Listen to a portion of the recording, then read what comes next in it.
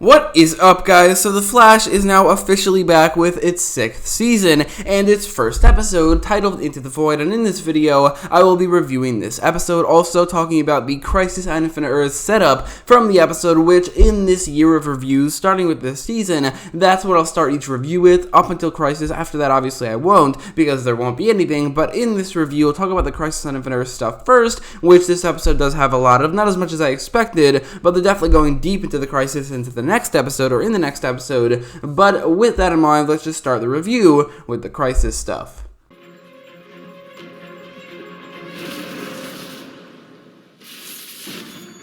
So as it turns out, this episode begins a couple seconds after the end of the last season, which was confirmed, but we were also told that there would be no time jump between the two seasons, which is technically true, but there is a 4-month time jump between the first scene and the second scene, which means this season does take place 4 months after the last season. Anyway, the episode begins with the recording from Nora being destroyed for some reason. 4 months later, at the end of the episode, it's revealed that the Monitor was the one who destroyed it, and this, at the end of the episode, was the main Crisis setup, and it was so damn cool. It basically went exactly as expected, except for the fact that that the Monitor destroyed Nora's message, which I did not know that would happen, but the Monitor telling Barry that he will have to die in order to save the multiverse, a whole bunch of universes, that was really, really cool, and I am so damn excited for what that is setting up, not only obviously in the crossover, but like in the next episode, they're heavily focusing on the Crisis and the storyline of the season. Obviously, there's the Ramsey Rosso stuff, but then the Crisis stuff is definitely something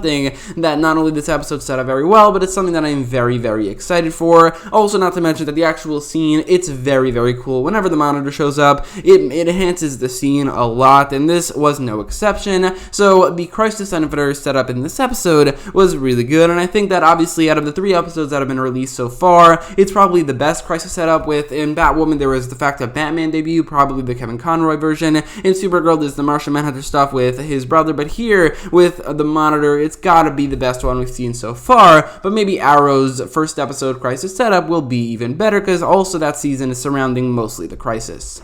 Now, getting beyond the Crisis stuff, this episode began right after the time jump with a fight between the Flash and Godspeed. Now, I think this fight was great, but one problem I have with it is the old costume being here, and that's because obviously it doesn't look good, but I think that the way they introduced the new costume in this episode was a little disappointing, because Cisco just said the new costume is ready, and Barry was wearing it. Instead, I think what they should have done is just said that Cisco made the costume between the 4 months that the first scene takes place in and the second scene takes place in, because that I think would have been a lot better, especially since this scene, which was great, it was a great fight scene, and I'll obviously talk about why I think that is. It could have been a little bit better if the suit looked better, if the Flash's suit looked better, which it would have if he was wearing a Season 6 costume, which would have made sense because of the time jump. But still, even with the old suit, this fight scene is so good. Speedster fights are something that Season 5 very much lacked, and there was only really like a couple of them. The main one at the end in the finale, and this episode, this might have been even better, as visually I think it's really, really good. Godspeed's suit definitely enhances it, which I think it's an awesome suit that it seems like they're using, even though the character August Hart is not a character I think they're going to ever use again, but Godspeed's suit and what he looks like that they're going to use again, which I'm glad. But I think this scene is great. Visually, it's great. The way they maneuver around the speedsters, it's awesome. And the part where Barry runs up and then back down the building, and then the glass shatters around it because of the speed, and then he takes Godspeed down. It's genuinely awesome, and it's such a great speedster fight scene, even though Barry doesn't really look very good because of his Season 5 suit. But anyway, after this fight between the Flash and Godspeed, Team Flash all go to this team barbecue, which then splits into like a couple different storylines. One, the main storyline involving the Flash, with Barry and Iris dealing with Nora's death, as well as this new character, Chester Runk, and the black holes forming around the city. And then the other storyline with Killer Frost and also Ramsey Russo, which is connected but then also separate later, and also involving Ralph Dibny. I'll talk about these two storylines separately because I think that would work better for the structure of this video. So first, I'll talk about the Killer Frost and Ramsey Rosso stuff. In this storyline, we see Ramsey Rosso's origin story becoming Bloodwork. One thing I'll say about that is that I really like what they're doing here, not because I think these scenes are particularly great, because they weren't exactly amazing, they were just pretty good, and it's something that I'm definitely excited for, but I like what they're doing here because they're setting up the main villain, and I know he's not going to be the main villain of the actual season, but he is this main villain of this storyline, which I'm going to definitely count as the main villain for a ranking of sorts, but they're showing us his origin story play out in front of us, instead of what they did for the Reverse Flash, Zoom, Savitar the Thinker, and Cicada. Show us their origin stories after we meet them, and they're already villains by the time we meet them. For Bloodwork, he's a normal person who has a crazy motivation and a crazy goal, who becomes a superpowered supervillain right in front of us, and that's going to play out in the next couple episodes, and I'm really, really glad they're doing that, because just to introduce the villain and then later show us the origin story after that, it's definitely something that's been played out quite a lot. It definitely worked for characters like the Reverse Flash and Zoom, but a lot less so for characters like maybe the Thinker and Cicada. Definitely not bad for them, but definitely didn't work as good, and the fact that they did that 4 times in a row, I'm glad they're going against the grain in this season with Bloodwork, and I'm definitely excited for what they're doing here. Then there's the Killer Frost storyline, which has got to be the least interesting part about this episode. Not because it was bad necessarily, it's just that it's less interesting and worse than the rest of the episode. There are things I like about it, like Ralph is pretty funny, and I like that they announced, or they revealed, that he's looking for Sue Dearborn, who is the wife of Ralph Dibny in the comics, that she goes by Sue Dibny. She's going to appear in the season, she's going to become the love interest of Ralph Dibny, probably in the season as well, and I'm glad they're doing that. But that whole storyline with Ralph and Killer Frost, Ralph trying to convince Killer Frost to live a life, and then Killer Frost doing that, it's not exactly my favorite part of the episode. Not because I have anything against Killer Frost becoming the more dominant side of this character, where she has more screen time, because I don't really, but I do think that in this actual episode, it was definitely the part of the episode that I enjoyed the least, and it's got to be the least interesting. However, with Killer Frost, I really, really like her new costume. I think that she never really had a good costume, like, ever, especially when she didn't really have a costume during Season 5. With this costume, I think it's the perfect Killer Frost costume, and it looks really cool, so that's definitely one thing about Killer Frost that I really like that they did in this episode.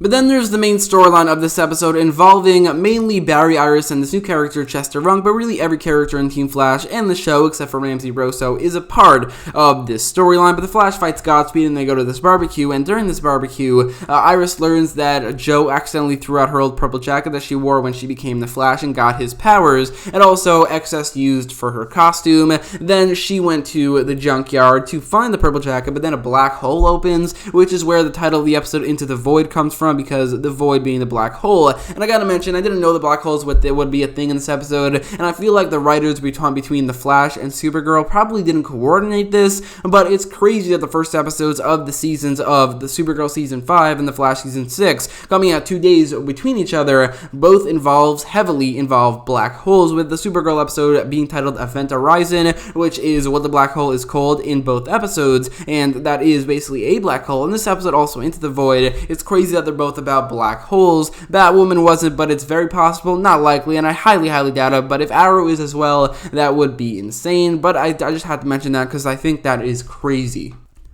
Another black hole opens near Jitters, where Caitlin is there after she refuses to give dark matter to Ramsey Rosso for the cure for that cancer. But it was crazy. I expected it to be revealed that the dark holes are actually following Team Flash. That's why it appeared where Iris was, and then Caitlin, and then probably would appear other places where Team Flash members were. But it turns out that was just a crazy coincidence, and it has to do with this character, Chester Runk. This scene where Barry saves Caitlin from the black hole, it looks pretty cool, and it is a pretty cool scene.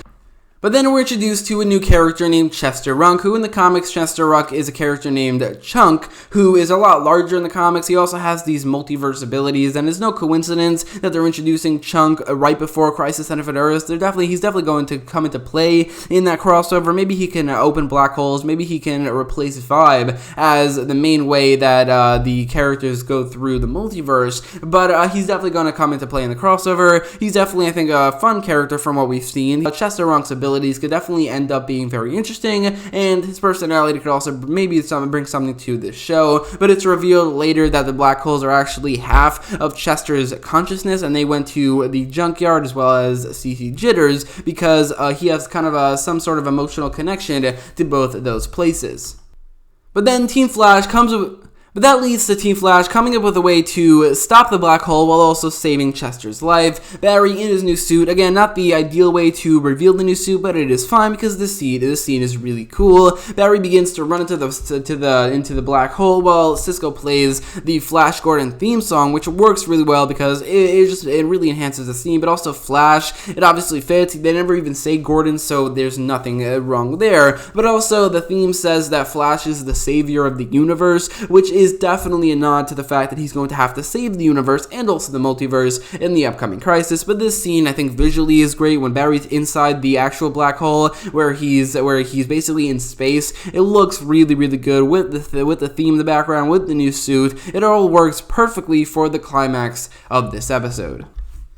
But after this, Barry retrieves Nora's jacket and puts it on display in the time vault, and then we get the scene with the monitor that I mentioned at the beginning of this video. In conclusion, I thought that this was a very good episode. So many awesome things, great fight scenes, great moments, and like I said, the build up to Ramsey Rosso becoming Bloodwork, I think it works really well because it's showing the origin story before the actual villain. There are some things I don't love, like the storyline with Caitlin isn't exactly amazing or anything, and there are other parts of the episode that aren't great, but still, this episode with all those moments and also the Crisis on Infinite Earths setup, it's definitely, I think, one of the better premieres of the show. I wouldn't say it's the best one. Honestly, I don't know which one is the best one, but I think this is probably on par with the best season premieres of the show, and I'd give it an 8.7 out of 10, which might not sound very high, but if you compare it to all the other scores I gave to all these episodes in my ranking of all of these seasons, and you'll see that it is actually a pretty good episode with this score. So